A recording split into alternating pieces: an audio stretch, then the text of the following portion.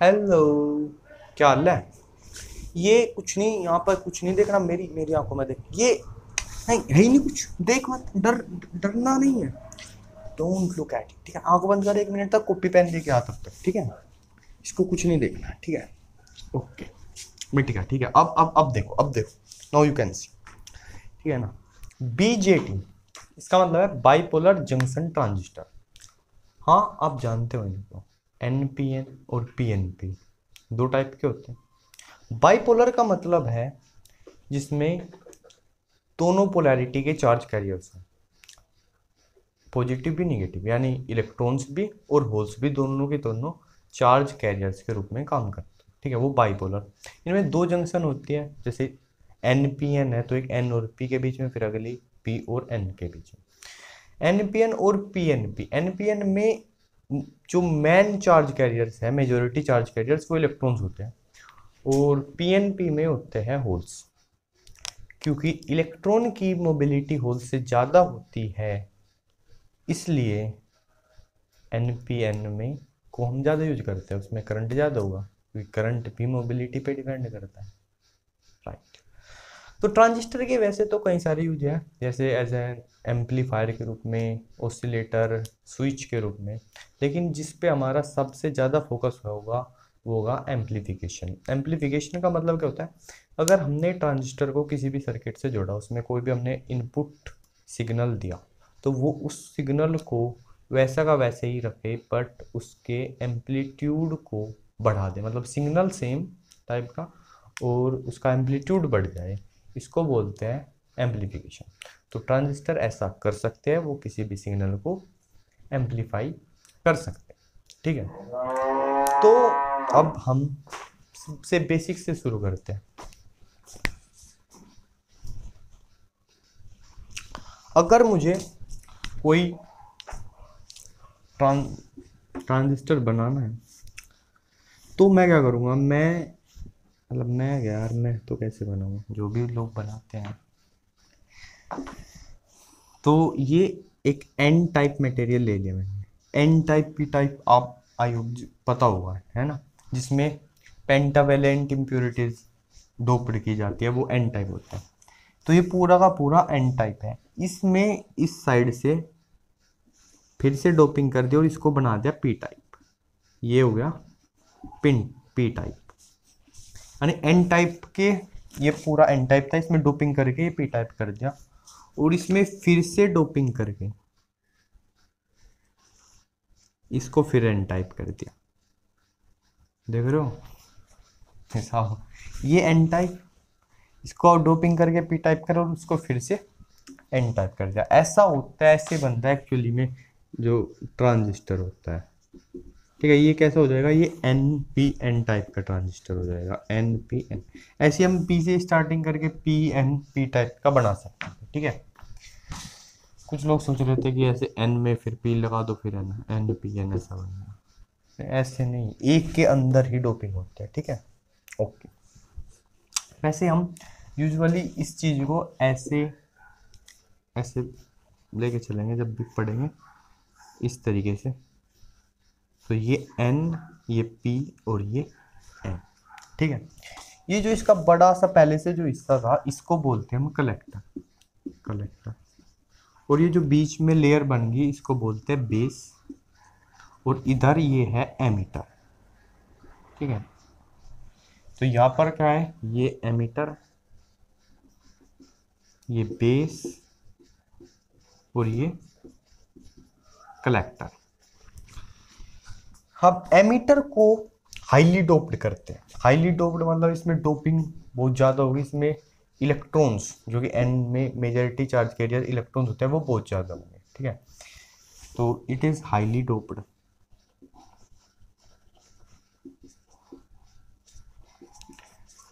Base जो है, base lightly doped है और very thin. It's very thin actually. ये 10⁻³ सेंटीमीटर इस ऑर्डर की इसकी विड्थ होती है, बहुत पतला होता है, ठीक है? और यहाँ एन और पी में एक जंक्शन है, और ये पी और एन में जंक्शन है, तो दो जंक्शन होते हैं एक बाइपोलर ट्रांजिस्टर में, ठीक है, टू जंक्शन।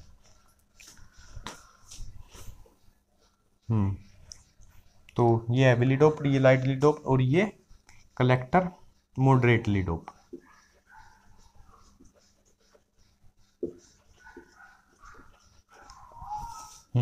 अब इनमें यहाँ पर ये एन साइड में इधर मेटल के साथ डोपिंग करी जाएगी, मेटल के साथ जंक्शन बनाया जाएगा, डोपिंग नहीं बोल देंगे, जंक्शन। इधर भी मेटल के साथ जंक्शन और इधर भी मेटल के साथ जंक्शन, ठीक, क्यों? क्योंकि तार वार भी तो जोड़नी है वायर्स जोड़ेंगे ना, बैटरी वायर किसी सर्किट में जोड़ेंगे, उनसे तार कनेक्ट करेंगे, तो उसके लिए मेटल के साथ यहाँ पर इनके जंक्शन बनाए जाते हैं। तो इसका अगर हम सिंबल की बात करें तो सिंबल कैसा होगा? देखो ये बेस है इधर, ये एमीटर, ये कलेक्टर, ऐसा का ऐसे इसका सिंबल है, ऐसे। ये हो गया एक सिंबल ट्रांजिस्टर का, ठीक है। इसमें इधर ये बेस है। अब एमीटर और कलेक्टर का उनमें डिस्टिंग्विश करना पड़ेगा, कौन सा एमीटर है कौन सा कलेक्टर है। हमें पता है ये दोनों साइड तो एन होंगे और बीच में पी होंगे, तो जिधर एमीटर होगा, एमीटर की साइड हम पी टू एन से, पी से एन की तरफ क्या करते हैं, एरो बनाते हैं, ठीक है। और ये एरो जो है करंट की डायरेक्शन को दिखाता है, ओके। तो इधर एमीटर हो जाएगा, इधर बेस, दिस इज बेस बना ही रखा है, और दिस इज कलेक्टर, तो ये इसका सिंबल हो गया। ये एनपीएन का है, ऐसे ही सेम नीचे का दिख तो रहा है। इधर ये पीएनपी ट्रांजिस्टर का हो जाएगा, डिफरेंस क्या है बस एरो में, एरो हमेशा पी टू एन की साइड होता है, ठीक है, ओके। अब बात करते हैं अगर किसी ट्रांजिस्टर को हम किसी सर्किट में लगाएंगे तो कैसे लगाएंगे, क्या उसमें करंट बहेगा वगैरह वगैरह, कैसी उसकी बाइसिंग होगी, कहाँ पॉजिटिव कहाँ नेगेटिव, वो उन सब की बात है। तो देखो ये एक ट्रांजिस्टर बना रखा है मैंने, एक कलेक्टर बेस एमीटर है, दिख रहा है अच्छे से, ठीक है। अब मेरी बात सुनो, जो एमीटर का टर्मिनल होगा उसको हम फॉरवर्ड बायस रखते हैं, और जो कलेक्टर का टर्मिनल होगा उसको हम रिवर्स बायस रखते हैं, ठीक है। फॉरवर्ड बायस रिवर्स बायस क्या होता है देखते हैं। अगर मान ले ये एक पी एन जंक्शन डायोड है, ठीक है, पी एन, अगर मैंने पी को पॉजिटिव से जोड़ दिया और एन को निगेटिव से जोड़ दिया, ठीक है, तो मतलब पी हाई पोटेंशियल पे है, एन लो पोटेंशियल पे है, तो इसको बोलते हैं फॉरवर्ड बाइसिंग, ठीक है। और अगर इसका उल्टा कर दिया, पी को निगेटिव से और एन को पॉजिटिव से, इसको बोलते हैं रिवर्स बाइसिंग, ठीक है, ओके। तो ऐसा ही यहाँ पर हम कुछ करेंगे। ये हमें पता है ये एन है, ये पी है और ये एन है, तो इसको लो पोटेंशियल से जोड़ना है, इसको हाई पोटेंशियल से जोड़ना है। इसका एक तरीका तो सीधा सा है कि इसको हम किसी सेल से जोड़ दे, बैटरी से, इसको पॉजिटिव टर्मिनल से, उसको निगेटिव से। ये लो जी, ये होगा आपका फॉरवर्ड बायस, हो गया नहीं अब इधर इसको क्या करना है, इसको रिवर्स बायस करना है। रिवर्स बायस करने के लिए इसको किसी, क्योंकि एन है तो इसको किसी बैटरी के पॉजिटिव सिरे से जोड़ देंगे। ये हो गया रिवर्स बायस, ठीक है। क्या हो गया, reverse bias, reverse bias, okay okay okay. ये जो हमने यहाँ बैटरी जोड़ी है इसको VCC ऐसा बोलते हैं, ठीक है, VCC, बस ऐसा ही लिखते हैं, हर जगह लिखेंगे ना तो समझ लो, कलेक्टर वाली साइड में VCC, ये RL लोड बोलते हैं इसको। और जब इसमें इधर से करंट बहेगा, करंट तो बहेगा इधर कलेक्टर की साइड, IC करंट जाएगा, तो ICRL इतना पोटेंशियल ड्रॉप होगा। देखो ये बात रहता है, अगर कोई भी रेजिस्टर है R और उसमें I करंट बहेगा तो वहाँ पर पोटेंशियल ड्रॉप होगा कितने का, -IR। मतलब मान लिया ये पोटेंशियल था यहाँ पर V और यहाँ पर है ये V1, तो V1 जो होगा वो V से क्या होगा, IR कम होगा, ठीक है। तो यहाँ पर पोटेंशियल ड्रॉप होगा यहाँ पर, ठीक है। मान लिया जो भी होगा इसको VC बोल ले, तो ये या VCE इसको यूजुअली हम लिखेंगे, मेरे गले में से आवाज नहीं आ रही, मजा नहीं आ रहा, आएगी चलो। तो इसको बोलेंगे VCE, ठीक है। VCE क्या होगा, यहाँ से जो पोटेंशियल ड्रॉप होगा इतना VCE होगा VCC minus IC into RL, ठीक है। ये एक्चुअली कलेक्टर और एमिटर के बीच का पोटेंशियल डिफरेंस है, ठीक है। तो इसको ऐसे भी मान सकते क्या है, VCE कलेक्टर और एमिटर के बीच का पोटेंशियल डिफरेंस। ऐसे बेस और एमिटर के बीच के पोटेंशियल डिफरेंस को हम क्या लिखते हैं, VBE लिखते हैं, ठीक है। बेस की साइड में जो करंट चलेगा वो क्या होगा, IP, ठीक है। अब देखो ये IB ऐसे आ रहा है, तो मान लिया इसका मतलब क्या, इधर से ऐसे जा रहा होगा IB, सर्किट में IB जा रहा है ना ऐसे, इधर IC जा रहा है ऐसे, तो यहाँ से क्या होगा IC, ठीक है। और ये दोनों करंट ऐसे आएंगे, करंट ऐसे फ्लो करता हुआ आएगा, तो इधर एमीटर में करंट आएगा IE, एमीटर वाला करंट IE, बेस वाला IB, कलेक्टर वाला IC, ठीक है। तो इस जंक्शन की बात करो, इस जंक्शन, इस पर किरचॉफ का करंट लॉ, करंट रूल क्या हो, जो भी बोलते हैं उसको वो लगाओ। वो क्या बोलता है, वो बोलता है आने वाला करंट इक्वल टू जाने वाला करंट। आने वाला कौन है, अरे सब दिख रहा है ना, बढ़िया, ऊपर का भी है। चलो कोई नहीं। आने वाला कौन है, IE equal to IC plus IB जाने वाला, ठीक है। ये इक्वेशन ना, ये NPN हो PNP हो, common emitter, common base, common collector, ठीक है। जैसे ये वाला जो है इसको common collector mode common emitter mode बोलते हैं, सॉरी, क्योंकि एमिटर जो है ये इस साइड में भी है, इसको इनपुट साइड बोलते हैं, इसको आउटपुट साइड बोलते हैं, इनपुट और इधर आउटपुट। बहुत कुछ सीखना है हमें, धीरे धीरे करेंगे ना। तो ये होता है, ठीक है। तो ये दोनों में फिलहाल कॉमन है, इसलिए इसको कॉमन एमिटर मोड में, common emitter configuration, SCE configuration. इसी तरीके से कॉमन बेस भी बन सकता है, कॉमन कलेक्टर भी बन सकता है, उनको भी बनाएंगे, ठीक है। लेकिन एक बार इसकी वर्किंग देखे, या करंट कैसे फ्लो कर रहा है उसका थोड़ा सा मैकेनिज्म एक बार हम समझ लेंगे, तब कुछ आगे का करेंगे, ओके।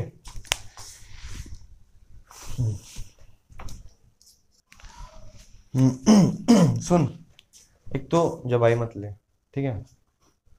ये नोटिफिकेशन वगैरह बंद कर, और ध्यान से, एकदम से नहीं आता है समझ में, मुझे बहुत तकलीफ से थोड़ा सा समझ में आया, ठीक है। तो कोशिश कर अभी। तो एक खुद ओके। अब एक बार इसका मैकेनिज्म समझते हैं, इसमें करंट कैसे फ्लो करता है वगैरह। तो देखो ये एमिटर बेस कलेक्टर है, ये PNP जंक्शन है। ये एमिटर वाला क्या है, ये फॉरवर्ड बायसिंग है, ठीक है। इसको ऐसे PN जंक्शन, आपको पता है PN जंक्शन फॉरवर्ड बायस में क्या होता है, ठीक है। ये ऐसे कि ये मान लिया P है, ये N है, इधर बहुत सारे होल्स है, और इधर बहुत सारे इलेक्ट्रॉन्स है, इधर भी कुछ इलेक्ट्रॉन है, इधर भी कुछ होल है, वो बात झोल है, ठीक है। सही है सब। तो इनको बोलते हैं मेजॉरिटी चार्ज कैरियर्स। तो जब हम इसमें फॉरवर्ड बायसिंग करते हैं, ठीक है, और फॉरवर्ड बायसिंग करने के बाद जो भी डिप्लीशन लेयर पर वो पोटेंशियल बैरियर होता है उससे ज़्यादा का पोटेंशियल लगाते हैं, तो ये होल्स क्या करते हैं, इधर घूम जाते हैं, ये इलेक्ट्रॉन्स जो है इधर डिफ्यूज होते हैं, इसको बोलते हैं डिफ्यूजन। मेजॉरिटी चार्ज कैरियर्स जो है डिफ्यूज होते हैं, इधर से इधर जाके माइनॉरिटी में बन, इधर इलेक्ट्रॉन्स माइनर चार्ज कैरियर है, इधर होल्स माइनर चार्ज कैरियर है, तो ये क्या होते हैं, डिफ्यूज होता है, जिससे बहुत करंट बहता है, ठीक है। ऐसे फॉरवर्ड करंट इस तरीके से, अगर ये I है, ये V है, एक बार जो है पोटेंशियल बैरियर से ज़्यादा पोटेंशियल हो तो ऐसे करंट फ्लो करता है, ठीक है। यानी कि मेजॉरिटी चार्ज कैरियर्स जो है डिफ्यूज करते हैं दूसरी साइड में। ऐसा ही अगर मैं यहाँ पर देखूँ, अपना एमिटर बनाऊं, ये मेरा प्यारा सा एमिटर, बेस कलेक्टर, ठीक है, EBC। इसमें बहुत सारे क्या है, इलेक्ट्रॉन्स हैं, इलेक्ट्रॉन, और इलेक्ट्रॉन्स क्या है इसके, मेजॉरिटी चार्ज कैरियर्स हैं। इसमें क्या है बेचारे में, एक पी है, कुछ होल्स हैं, एक आध इलेक्ट्रॉन भी बना दो, और इधर भी इलेक्ट्रॉन। तो जब ये क्या है, ये फॉरवर्ड बायस है, ठीक है, फॉरवर्ड बायस। तो फॉरवर्ड बायसिंग से क्या होगा, ये इलेक्ट्रॉन्स को इधर से इधर भेजेगा, जाओ जाओ, ठीक है। तो जब ये इलेक्ट्रॉन इधर से इधर जाएंगे तो ये इलेक्ट्रॉन कुछ होल के साथ रिकॉम्बिनेशन करेंगे, यानी जो होल बना है उसको जा करके इलेक्ट्रॉन भर देगा, ठीक है। वहाँ ना इलेक्ट्रॉन इलेक्ट्रॉन जो है बॉन्ड में आ गया, होल खत्म हो गया, ठीक है। इसको बोलते हैं इलेक्ट्रॉन होल रिकॉम्बिनेशन, ठीक है, सब ठीक है।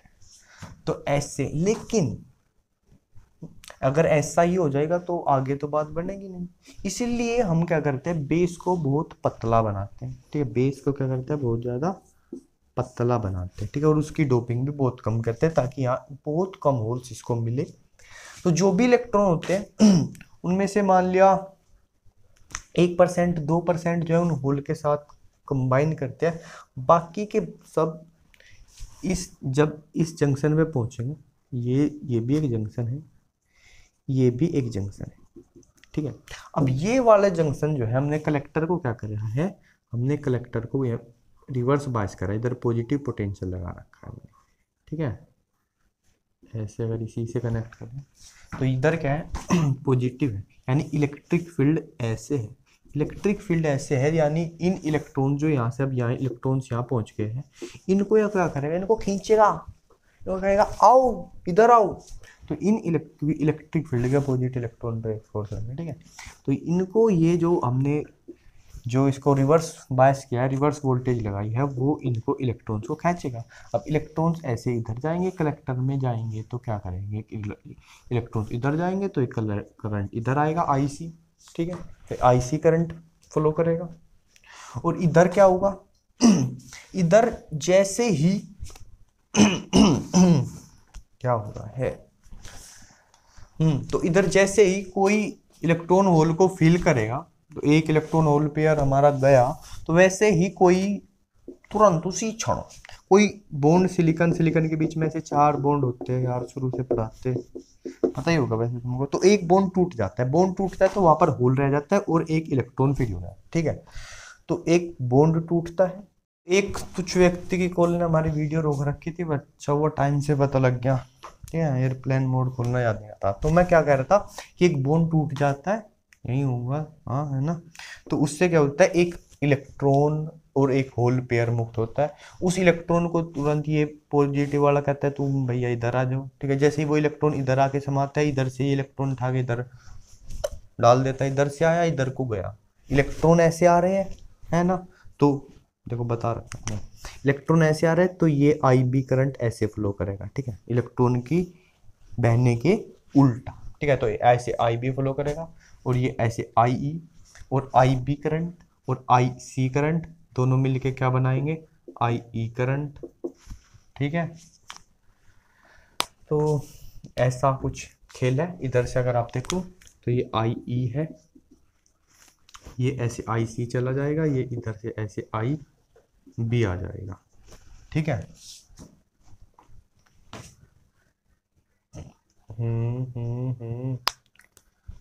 ये इसको मिटा दो क्या, ठीक है। थोड़ा थोड़ा पता चला ना, मैं मोटी मोटी बात बताऊं, अरे मोटी छोटी तो अच्छे से दिखे, सब ठीक ही दिख रहा है। एक तो बहुत टेंशन होती है कि दिख रहा है नहीं दिख रहा है, मैं दिख रहा हूँ। तो मोटी मोटी सी बात है कि एमिटर से जो इलेक्ट्रॉन आ रहे हैं उनमें से 2% लगभग बेस में से होके चले जाते हैं, उन होल्स को फिल करते हैं, फिर वगैरह जो भी होता है उनकी वजह से 2% की वजह से तो बेस करंट बनता है, बाकी 98% कलेक्टर की साइड पहुंच जाते हैं वे जब घूमते हैं उनका उल्टा करंट, उल्टी डायरेक्शन में जो है इलेक्ट्रॉन इधर जा रहा है तो करंट को बोलते हैं इधर जा रहा है, तो उनकी वजह से होता है कलेक्टर करंट। ठीक है जी। तो कलेक्टर करंट जो है उसकी वैल्यू बहुत ज़्यादा है बेस करंट से, और हल्की सी कम है एमीटर करंट से। एमीटर करंट जो है वो base current plus collector current. ठीक है, यहाँ तक बहुत अच्छा। अभी हम बात कर रहे थे कॉमन कॉमन ऐसे बोल रहा था कि ये कॉमन एमीटर कॉन्फ़िगरेशन है, तो इन सब चीज़ों की बात कर रहे थे अब, कॉमन बेस, कॉमन एमीटर और कॉमन कलेक्टर की। ठीक है, ओके। सो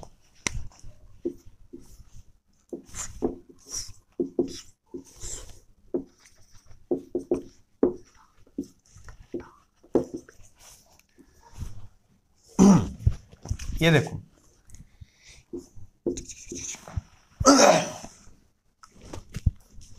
इसको बोलते हैं कॉमन बेस मोड।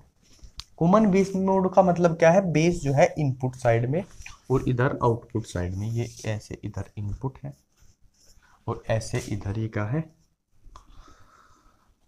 आउटपुट है, इधर आउटपुट है, आउटपुट इनपुट। ठीक है, बढ़िया है। तो ये दोनों साइड में कॉमन है, इसको बोलते हैं कॉमन बेस मोड। क्या बोलते हैं, कॉमन बेस मोड कॉन्फ़िगरेशन, कुछ भी बोल दो, या ग्राउंडेड बेस मोड। इसमें इनपुट क्या होता है, एमीटर के साइड, आउटपुट होता है कलेक्टर के साइड। तो करंट की बात करें तो इनपुट करंट क्या है मेरा, इनपुट करंट होता है इसमें, किधर को जाएगा, एन है ना, एन पी इधर माइनस, हाँ ठीक है, तो एमीटर करंट। और जो ये है वो है आउटपुट करंट, आउटपुट की साइड होता है कलेक्टर करंट। ठीक है, तो यानी इनपुट जो है वो एमीटर है और आउटपुट जो है वो कलेक्टर है, यानी आउटपुट जो है वो इनपुट से कम है। ठीक है, कम ही है यार, V I E equal to होता है आई बी प्लस आई सी। ठीक है, तो अब मेरी बात समझो, एक चीज हम बात करेंगे वो करेंगे करंट गेन। करंट गेन क्या है कि आउटपुट में जो करंट आया है अपोन इनपुट में जो करंट आया है वो क्या है, करंट गेन है। ठीक है, एक्चुअली होगा क्या, जब हम कोई सिग्नल डाल देंगे और उस सिग्नल को हम एम्पलीफाई करवाएंगे, तो क्योंकि सिग्नल एसी सिग्नल होता है तो उसकी वजह से इधर एमीटर करंट इनपुट साइड में भी चेंज करेगा वो करंट में, वोल्टेज में, और आउटपुट साइड भी चेंज होती होते उस हिसाब से सिग्नल के हिसाब से मिलेगी। जब ये बढ़ रहा है तो ये भी बढ़ेगा या घटेगा, कुछ ना कुछ ऐसा होगा। ठीक है, तो इसे इसे पीछे क्या है छोड़ दो, तो इसको हम ऐसे भी लिख सकते हैं, delta I C upon delta I. ये जब हम एसी की बात करेंगे तो ऐसे करेंगे, जब हम डीसी की बात करेंगे ऐसे करेंगे। और इसमें जो करंट में गेन हुआ उसको बोलते हैं हम एल्फा। तो एल्फा क्या होता है, delta I C upon delta I, delta I C upon O I C upon I DC में। ठीक है, तो एल्फा क्या होगा मेरा, एल्फा का मतलब होता है forward current gain in common base mode. ठीक है, कॉमन बेस मोड में जो करंट गेन है उसको बोलते हैं अल्फा। ठीक है, उसको बोलते हैं अल्फा। ठीक है, इसको ऐसे एच एफ बी ऐसे भी रिप्रेजेंट करते हैं अल्फा को। ये क्या है, जब हम एच हाइब्रिड पैरामीटर की बात करेंगे तो उसमें एच बी को हम बोलेंगे फॉरवर्ड करंट गेन, और ये बी जो है ये बेस, कॉमन बेस को दर्शाने के लिए है। ठीक है, तो ये चीज़ जो है वो नोट करने वाली है। एक चीज़ बताऊँ, ये जो भी बना तो ये सर्किट वर्क कह रहा तो बना के देख लिया कर। ठीक है, तुरंत ही कॉपी में। ठीक है, तेरा देखो मैं ये नहीं कह रहा कि तुमको अभी सब कुछ समझ में आ रहा हुआ। ठीक है, अरे मुझे कुछ नहीं समझ में आ रहा, तुमको क्या, लेकिन आई होप कि ये वीडियो जब तक ख़त्म होगी तो तुम बहुत सारी चीज़ें सीख चुके होंगे। ठीक है, ये एक ऐसी वीडियो है जिसमें मुझे एक दिन का एक्सपीरियंस है। ये बिल्कुल सबसे टफ वीडियो है मेरी बनाने का, या ये या इसके बाद जितनी भी मैं बनाऊंगा अभी सॉलिड स्टेट इलेक्ट्रॉनिक्स में it's very difficult time for me, बहुत ही कठिन समय रहा है कि ना मेरे पढ़ाई में कुछ समझ आ रहा था, ना मेरा पढ़ने का मन कर रहा था, बट थिंग्स, अरे क्या बोल रहा हूँ, मुझे कुछ नहीं पता। अभी इसमें एक बात तो हमने करी नहीं, हमने बायसिंग वगैरह की तो बात करी नहीं। क्या, जैसे कि जो बेस है, बेस को तो आपने क्या कर दिया, ग्राउंड कर दिया। उसके बाद इधर एमीटर है, इधर कलेक्टर है ना, है ना, है।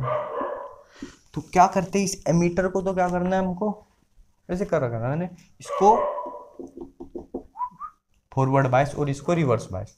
फॉरवर्ड बायस करने के लिए, क्योंकि ये 0 वोल्ट पर है, 0 वोल्ट पोटेंशियल पर है, ये ग्राउंडेड है यार, और ये P है, ये N है, तो N को कम पे करना चाहिए, तो इसको इसीलिए इसी -V वोल्ट से जोड़ना चाहिए, या किसी बैटरी से के निगेटिव टर्मिनल से जोड़ दो, ठीक है, ऐसे इसको -V से, और ऐसे ही इसको बोल दो कि इसको इसके मुकाबले में N साइड है, और इसको क्या करना है, N को रिवर्स बायस करने के लिए हाई पोटेंशियल पे, तो इसको किसी V' पोटेंशियल पे कर दो, ठीक है।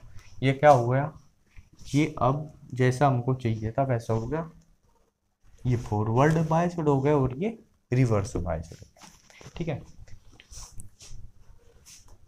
कुछ लोग सोच रहे हैं कि करंट कैसे बहेगा, देखो भैया करंट कैसे बहता है, करंट बहता है हाई पोटेंशियल से लो पोटेंशियल के टाइम, तो इसकी तुलना में हाई पोटेंशियल है, तो ये ऐसे IB आएगा, और ये हाई पोटेंशियल से लो पोटेंशियल इधर IC आएगा, और ये IB IC मिल करके इधर I, ये तो वैसे एरो पी से ई एमीटर दर्शाने के लिए था, ये करंट के लिए, और ये IB plus IC equal to IE, ठीक है। और अल्फा क्या आता मेरा, IC अपॉन IE। तो देखो क्योंकि हल्का सा ही कम होता है IC IE से, तो अल्फा की वैल्यू लगभग 1 के करीब होते हैं, ऐसे 0.98 0.99, ये अल्फा की वैल्यूज होती है टिपिकली, 1 नहीं हो सकती, ठीक है।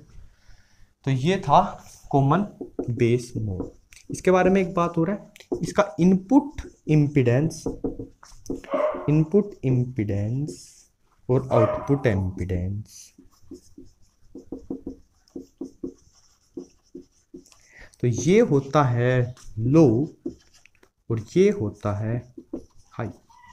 इनपुट इम्पीडेंस लो, output impedance high.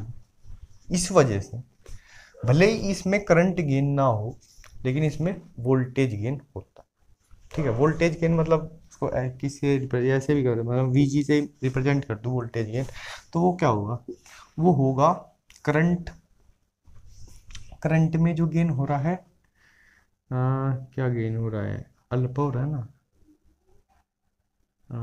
Alpha into जो आउटपुट है, ये RL, और तो जो RL लगाया था वो आउटपुट लोड अपॉन ये RI बोल देते हैं इनपुट, क्योंकि आउटपुट इम्पीडेंस इनपुट से हाई होगा, ये कम होगा, इसलिए वोल्टेज गेन इसमें 1 से यूनिटी से ज़्यादा होता है, ठीक। भले इसमें करंट गेन ना हो, लेकिन वोल्टेज गेन हो जाता है, ठीक है। उसके बाद अब हम बात करेंगे जो सबसे फेमस का तो मुझे कहाँ पता, तो जो सबसे ज़्यादा यूज होता है वो होता है कॉमन एमिटर मोड, ठीक है। कॉमन एम कितने बने, कॉमन एमिटर, इसमें एमिटर को कॉमन कर लेना है, ठीक है। ये एमिटर हो गया, और ये कलेक्टर है, और ये बेस है, ये बेस, ठीक है। तो ये इनपुट साइड में आउटपुट साइड में दोनों में है, ये कॉमन है, इसको ग्राउंडेड कर देते हैं। अब हमको क्या करना है, एमिटर वाले को रखना है फॉरवर्ड बायस और कलेक्टर को रखना है रिवर्स बायस, ऐसा करना है। तो इसके लिए क्या मैं ये करूं कि ये तो 0 पे है, तो इसको प्लस पे रखना पड़ेगा, ठीक है। इसको किसी +V वोल्ट से, ठीक है, इससे ज़्यादा करें, क्योंकि N ये तो 0 पे हो गया, ये N है और ये P है, तो P हाई पोटेंशियल पर होना चाहिए, N लो पोटेंशियल पर होना चाहिए। किसके लिए, किसके लिए, किसके लिए, फॉरवर्ड बाइसिंग के लिए। और रिवर्स बाइसिंग के लिए ये N को ही क्या कर दो, हाई पोटेंशियल पे कर दो, प्लस V या V डैश कुछ भी ऐसे। तो ये क्या हुआ, इधर फॉरवर्ड बाइस, इधर रिवर्स बाइस। तो कॉमन एमीटर में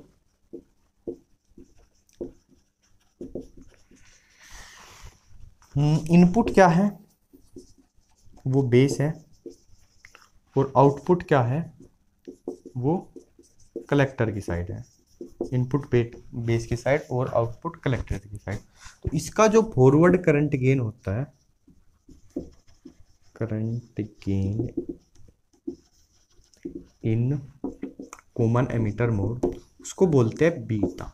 ठीक है, और बीटा क्या होगा, वो बीटा AC के लिए लिख देंगे डेल्टा आई सी, आउटपुट में क्या है collector, upon delta I B. और DC के लिए क्या लिख लेंगे, IC अपॉन IB। तो IC अपॉन IB इसको क्या बोलते हैं, बीटा। और देखो आपको पता है बीटा IB की वैल्यू कम होती है बहुत IC, तो बीटा की वैल्यू यूनिटी से 1 से ज़्यादा, इसकी प्रैक्टिकली वैल्यू 20 से 500 के बीच होती है बीटा की वैल्यू। ठीक है, तो सब दिख रहा है। तो बीटा क्या हो गया, IC अपॉन I। तो खूब करंट गेन मिलता है, मतलब है कि इनपुट का करंट कम है तो आउटपुट में 20 गुना, 50 गुना, 100 गुना ऐसा सिग्नल यानी करंट एम्पलीफाई हो जाता है। उसके अलावा वोल्टेज गेन भी खूब होता है, beta into RL upon RI। ठीक है, इनकी बात करी नहीं। इसमें जो इनपुट है, इनपुट इम्पिडेंस, उसको भी मीडियम बोलते हैं, और जो आउटपुट है वो भी क्या है, मीडियम है। लेकिन आउटपुट का इम्पिडेंस कम से कम इनपुट से तो ज़्यादा ही होता है, RL I से ज़्यादा होता है। थोड़ा कम भी हो तो चलेगा, क्योंकि 20-30 गुने का तो फर्क यहाँ से ही आ जाता है बीटा में। बट क्योंकि हमको वोल्टेज का भी खूब अच्छे से गेन चाहिए और करंट का भी, इसमें बढ़िया वोल्टेज गेन मिलता है, बढ़िया करंट गेन मिलता है। अगर बात कम कम समझ में आ रही है तो मैं फिर भी कहता हूँ हैव पेशेंस एंड देखते रहो, धीरे धीरे बहुत सारी चीज़ें समझ में आएंगी। ठीक है, तो ये होता है बीटा। अल्फा हो गया, बीटा हो गया। अच्छा, इसमें एक चीज हो रहा है, मिटाओ। जब इसको भी प्लस V से जोड़ना है, इसको भी प्लस V से जोड़ना है, तो मैं ऐसा ना करूं, हटिए भाई, हटो, ऊपर का दिखेगा क्या, इनको दोनों को उठा के एक से ही जोड़ दो। ले भैया हटियो, लो ऐसे करा और ये जोड़ दिया, नहीं दिख रहा है,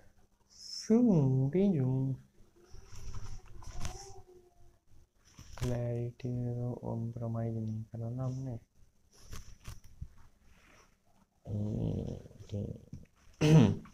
तो इसको प्लस V से दोनों को ही जोड़ दो।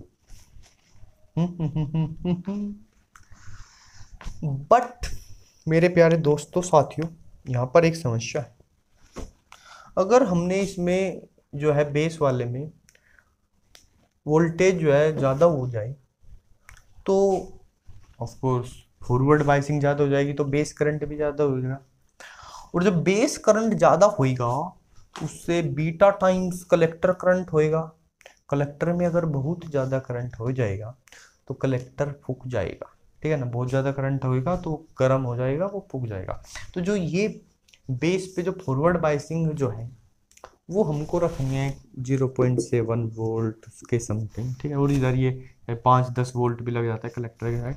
तो उसके लिए हम क्या करें, एक जुगाड़ हमको मन में आई कि इधर एक रेजिस्टेंस लगा दे है। वो रेजिस्टेंस क्या करेगा, इसको यहाँ पर जब ये IB करंट आएगा और इधर ये अपना IC जाएगा, ये दोनों मिलके इधर IE पहुँच जाएगा, तो ये इनपुट साइड, ये आउटपुट साइड, बहुत कुछ है ये, बाकी छोड़ दो। तो ये उसको क्या करेगा, इसमें पोटेंशियल, अब इस जब क्या होता है, मैंने क्या बताया था, जब क्या होता था, प्रतिरोध को क्या बोलते हैं, रेजिस्टेंस में को करंट जाएगा तो पोटेंशियल ड्रॉप होएगा।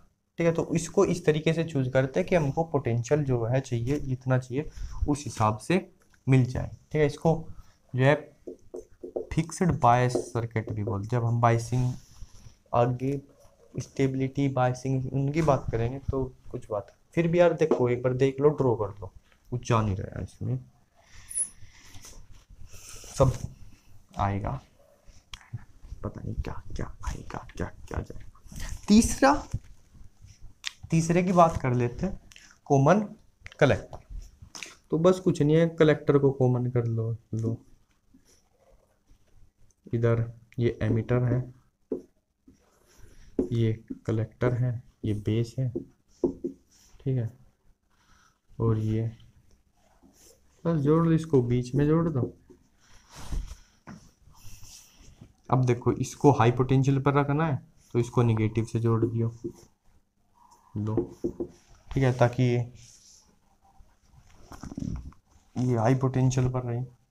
ठीक, कलेक्टर जो है वो रिवर्स बायस रहे, और इधर एमीटर को क्या करेंगे, एमीटर तो एन है तो उसको इधर भी माइनस और ऐसे प्लस, ताकि ये क्या रहे, फॉरवर्ड बायस रहे और ये कलेक्टर रिवर्स बायस रहे। इसमें इनपुट क्या है, इनपुट बेस है और आउटपुट कौन है, आउटपुट एमीटर है। यानी जो करंट हो गेन होगा उसको बोलेंगे इस बार gamma equal to delta I E upon delta I B. ठीक है, देखो आई ई सबसे ज़्यादा होता है और आई बी सबसे कम, तो गामा की वैल्यू सबसे ज़्यादा होती है। ठीक है, डी सी के लिए, और डी सी ये क्या हो जाएगा, आई ई अपॉन आई बी। तो कॉमन कलेक्टर में सबसे ज्यादा करंट गेन होता है, ये क्या है, forward current gain in common collector. सब नीचे का दिख ही नहीं रहा है, सबसे ज्यादा सबसे कम क्या रहेगा।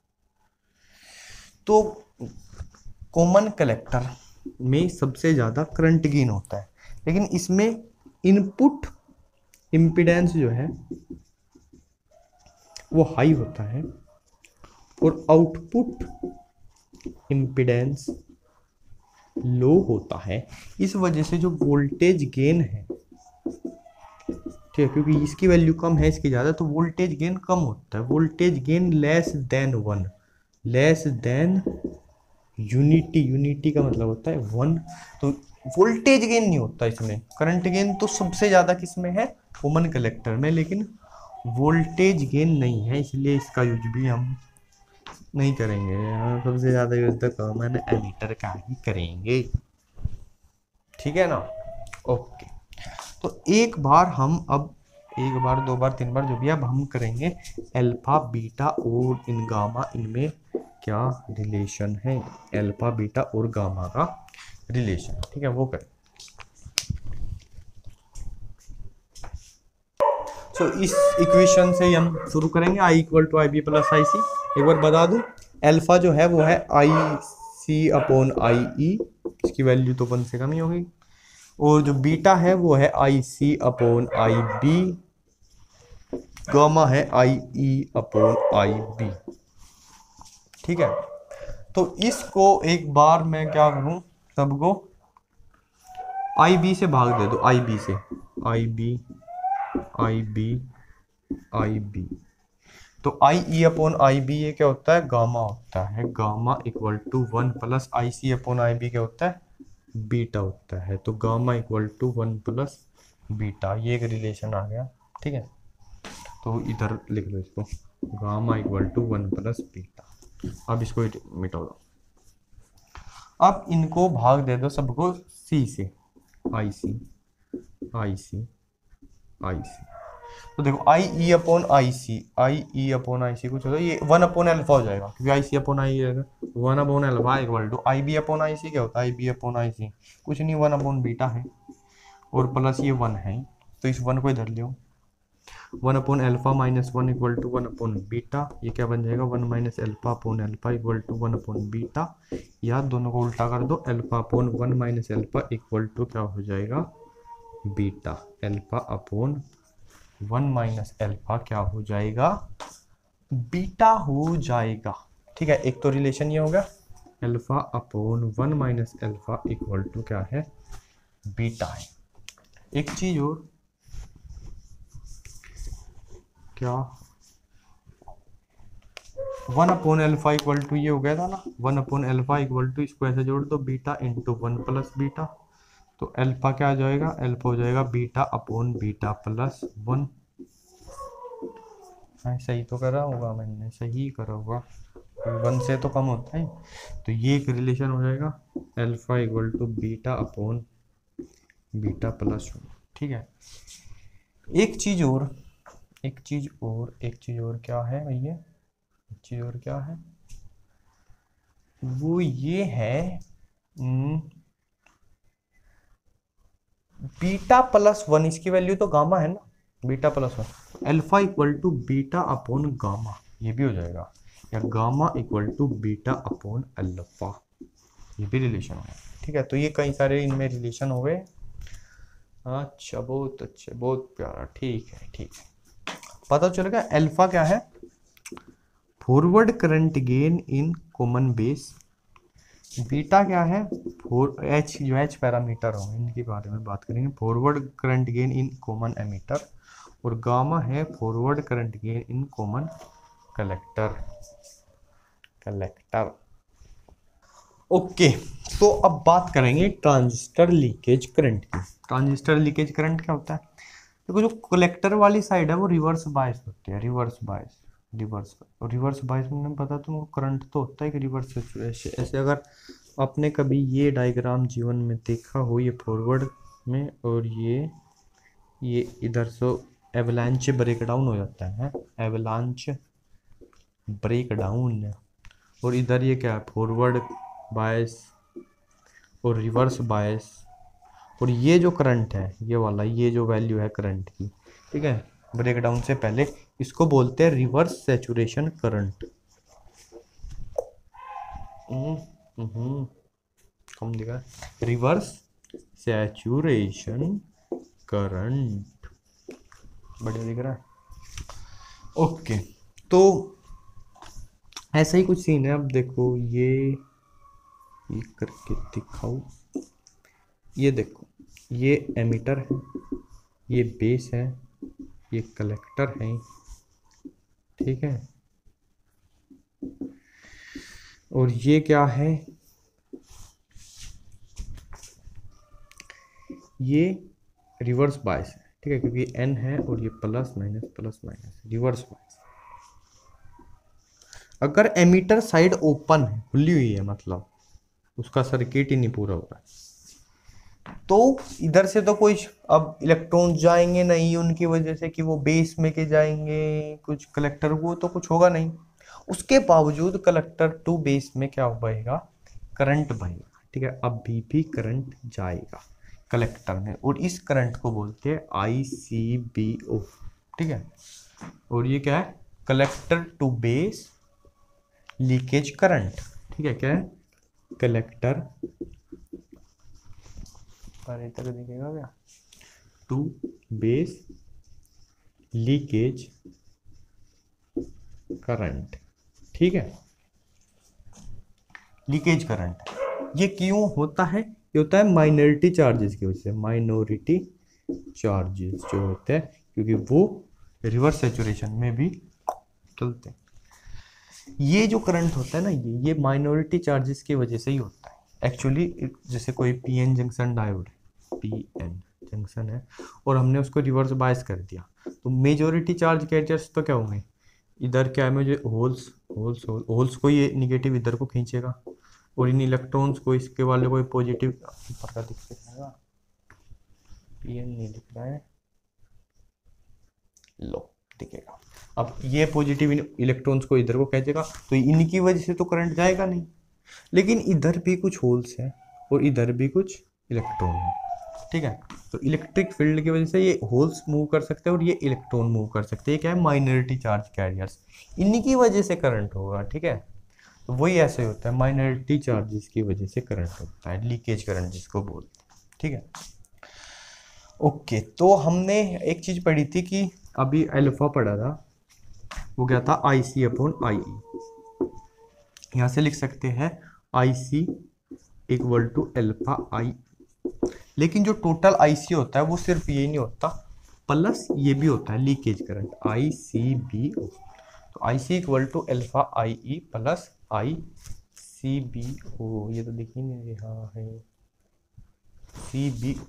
ठीक है, अब यहीं पर कुछ करते हैं, तो इसमें थोड़ा नीचे की साइड कर लेते हैं, आगे भी इसको उठा के लिया। ओके, तो क्या करते हैं, इस आई ई को मैं क्या लिख सकता हूँ, आई सी प्लस आई बी ऐसा लिख सकता हूँ, plus I C B O. तो I C equal to alpha I C plus alpha I B, हाँ, plus I C B O. इसको इधर ले आओ, आई सी माइनस के एल्फा आई सी। ठीक है, या इसको ऐसे लिख लो, आई सी कॉमन ले लो, 1 - alpha equal to alpha I B plus के आई सी बी ओ।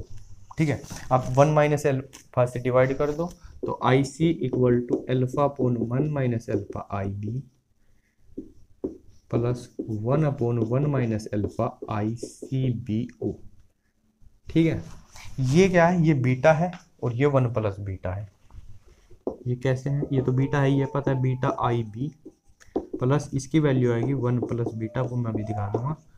ये तो यार तुम खुद करके देख लो इसमें। ठीक है, 1 plus beta beta 1 alpha upon 1 minus, यही हो जाएगा आई सी बी हो। इतना छोटा मोटा काम तो अभी अभी करो, कॉपी लेकर देखो, ये चीज़ सेम है क्या, करके देखो। तो ये एक इक्वेशन हो जाएगी, I C equal to beta I B plus I. ठीक है, ये होता है।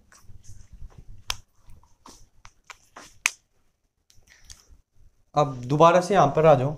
इस बार अगर मैं एमीटर को एमीटर को तो क्लोज कर दूँ, बेस को ओपन कर दिया अगर, तो क्या होगा, अब ये जो करंट कलेक्टर से एमीटर की तरफ को बहेगा, इसको बोलेंगे आई सी ई ओ। है ये भी लीकेज करंट, लेकिन collector to emitter leakage current है। ठीक है, collector to emitter leakage current, emitter में को जा रहा है।